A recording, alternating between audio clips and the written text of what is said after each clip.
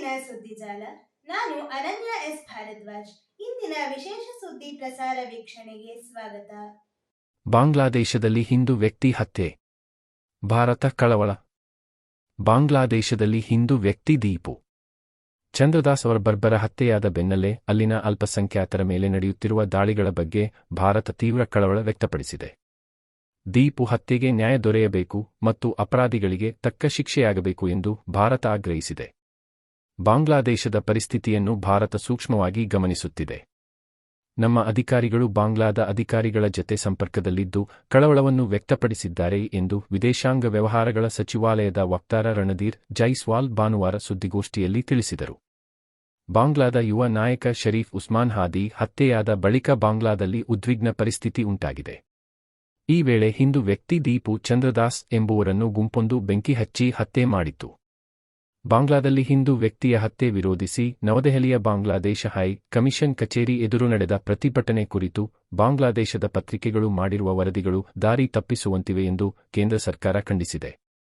ದೀಪು ಅವರ ಹತ್ಯೆಯನ್ನು ಖಂಡಿಸಿ 20ರಿಂದ 25 ಯುವ ಜನರು ಬಾಂಗ್ಲಾದೇಶದ ಹೈಕಮಿಷನ್ ಕಚೇರಿ ಬಳಿ ಶನಿವಾರ ಪ್ರತಿಭಟನೆ ನಡೆಸಿ ಕೆಲ ಘೋಷಣೆಗಳನ್ನು ಕೂಗಿದ್ದರು.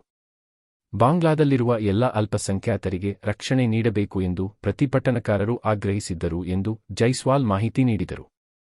The action of local extremists committing violence, arson and land grab against the minority communities in the Chittagong Hill Trap.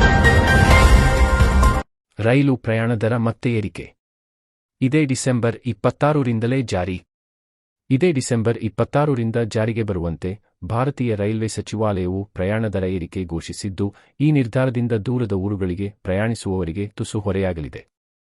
ಮೇಲ್ ಹಾಗೂ ಎಕ್ಸ್‌ಪ್ರೆಸ್ ರೈಲುಗಳ ಎಸಿ ಹಾಗೂ ನಾನ್ ಎಸಿ ಪ್ರಯಾಣ ದರವನ್ನು ಪ್ರತಿ ಕಿಲೋಮೀಟರ್ಗೆ 2 ಪೈಸೆ ಏರಿಕೆ ಮಾಡಿ ರೈಲ್ವೆ ಸಚಿವಾಲಯ ಆದೇಶ ಹೊರಡಿಸಿದೆ.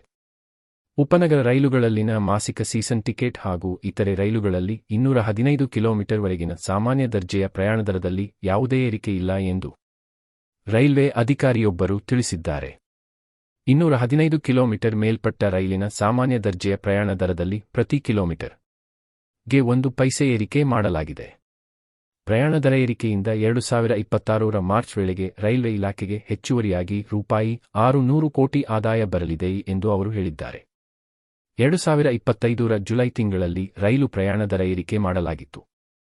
ಇದರಿಂದಾಗಿ ಇಲಾಖೆಗೆ ₹700 ಕೋಟಿ ಆದಾಯ ಬಂದಿದೆ ಎಂದು ಅವರು ವಿವರಿಸಿದ್ದಾರೆ. ನಾನ್ ಎಸಿ ಕೋಚ್ನಲ್ಲಿ 500 ಕಿಲೋಮೀಟರ್ ಪ್ರಯಾಣಿಸುವ ಪ್ರಯಾಣಿಕರು ₹10 ಹೆಚ್ಚುವರಿಯಾಗಿ ಪಾವತಿಸಬೇಕಾಗುತ್ತದೆ.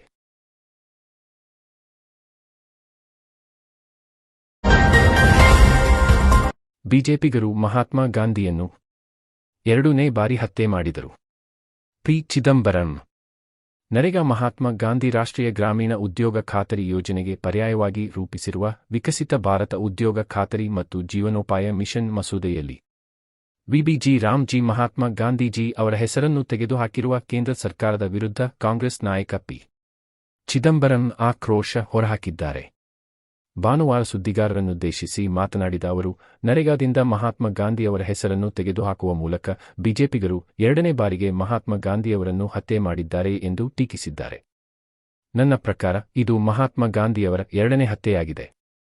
1948ರ ಜನವರಿ 30ರಂದು ಅವರನ್ನು ಮೊದಲ ಬಾರಿ ಕೊಲ್ಲಲಾಗಿತ್ತು. ಇದೀಗ ಬಿಜೆಪಿಗರು ಅವರನ್ನು ಮತ್ತೊಮ್ಮೆ ಕೊಂದಿದ್ದಾರೆ ಎಂದರೆ ತಪ್ಪಲ್ಲ ಎಂದು ಅವರು ಕಿಡಿಕಾರಿದ್ದಾರೆ. ಹೊಸ ವಿಬಿಜಿ ರಾಮ್ಜಿ ಕಾಯ್ದೆಯನ್ನು ಕೂಡಲೇ ರದ್ದುಗೊಳಿಸಬೇಕು. ಹಾಗೆಯೇ ನರೇಗಾ ಯೋಜನೆಯನ್ನು ಪುನಃ ಸ್ಥಾಪಿಸುವವರೆಗೂ ಕಾಂಗ್ರೆಸ್ ಪ್ರತಿಭಟನೆ ಮುಂದುವರಿಸಲಿದೆ.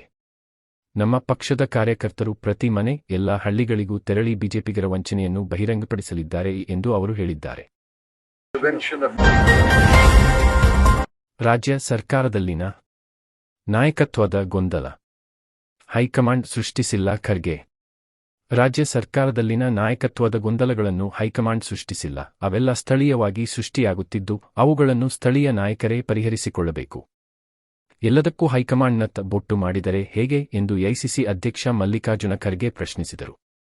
ಕಲಬುರಗಿಯಲ್ಲಿ ಭಾನುವಾರ ಸುದ್ದಿಗಾರರೊಂದಿಗೆ ಮಾತನಾಡಿದ ಅವರು, ಕಾಂಗ್ರೆಸ್ ಪಕ್ಷ ಕಾರ್ಯಕರ್ತರು ಒಳಗೊಂಡು ಎಲ್ಲರೂ ಸೇರಿ ಕಟ್ಟಿದ ಪಕ್ಷ ಕಾಂಗ್ರೆಸ್ಗೆ ಯಾರೇ ನಾಯಕರು ಬಂದರೂ ಪಕ್ಷದ ಕಾರ್ಯಕರ್ತರು ಅವರನ್ನು ಬೆಂಬಲಿಸುತ್ತಾರೆ.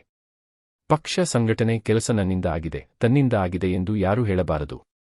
ಕಾರ್ಯಕರ್ತರು ಪಕ್ಷ ಕಟ್ಟಿದ್ದು ಅವರು, ಇವರು ಎಂದು ಹೇಳುವುದನ್ನು ಬಿಡಬೇಕು. ಪಕ್ಷ ಎಂದ ಮೇಲೆ ಎಲ್ಲರ ಪಾತ್ರವೂ ಇರುತ್ತದೆ ಎಂದು ಪರೋಕ್ಷವಾಗಿ ಕುರ್ಚಿ ಕಿತ್ತಾಟದಲ್ಲಿ ತೊಡಗಿರುವ ನಾಯಕರಿಗೆ ಕಿವಿಮಾತು ಹೇಳಿದರು. ಡಿ.ಕೆ. ಶಿವಕುಮಾರ್ ಅವರ ನವದೆಹಲಿ ಭೇಟಿಯ ಬಗ್ಗೆ ತಮಗೆ ಮಾಹಿತಿ ಇಲ್ಲ ಎಂದು ಪ್ರಶ್ನೆಯೊಂದಕ್ಕೆ ಉತ್ತರಿಸಿದರು. ಕೇಂದ್ರದ ವಿರುದ್ಧ ವಾಗ್ದಾಳಿ, ವಿಬಿಜಿ ರಾಮ್ಜಿ ಕಾಯ್ದೆ ಹಾಗೂ ಖಾಸಗಿ ಹೂಡಿಕೆಗೆ ಅಣುಶಕ್ತಿ ಕ್ಷೇತ್ರ ಮುಕ್ತಗೊಳಿಸುವ ಕಾಯ್ದೆಗಳನ್ನು ಕೇಂದ್ರ ಸರ್ಕಾರ ಬಹಳ ಗಡಿಬಿಡಿಯಲ್ಲಿ ಜಾರಿಗೊಳಿಸುತ್ತಿದೆ. ಮನರೇಗಾ ಯೋಜನೆಗೆ ಮಹಾತ್ಮ ಗಾಂಧಿ ಹೆಸರು ಇದ್ದಿದ್ದರೆ ಕೇಂದ್ರ ಸರ್ಕಾರಕ್ಕೆ ತೊಂದರೆಯೇನಿತ್ತು? ಗಾಂಧೀಜಿ ಹೆಸರು ತೆಗೆದು ರಾಮ್ ಜಿ ಇಟ್ಟಿದ್ದರಿಂದ ಏನು ಸಾಧಿಸಿದಂತಾಯಿತು ಎಂದು ಮಲ್ಲಿಕಾರ್ಜುನ ಖರ್ಗೆ ಪ್ರಶ್ನಿಸಿದರು. ಹೈಕಮಾಂಡ್ ಮಾಡಿದ್ದೇನೆ ಗೊಂದಲ, ಅವರೇ ಇಲ್ಲೇ ಲೋಕಲ್ ಸೃಷ್ಟಿ ಮಾಡ್ಕೊಳ್ತಾ ಇದ್ದಾರೆ. ಅವರೆಲ್ಲ ಮಾಡಬೇಕು ಎಲ್ಲಕ್ಕ ನೀವು ಹೈಕಮಾಂಡ್ ಅಂತ ಹೇಳಿದ್ರೆ ಹೆಂಗೆ? ನೀವು ಇಲ್ಲಿ ಆಗ್ತಕ್ಕಂಥದನ್ನ ಲೋಕಲ್ ಲೀಡರು ಸೆಟಲ್ ಮಾಡ್ಕೋಬೇಕು. ಅದನ್ನ ಒಂದು. ಆಮೇಲೆ ಪಕ್ಷ ಎಲ್ಲರೂ ಕಟ್ಟಿದ್ದು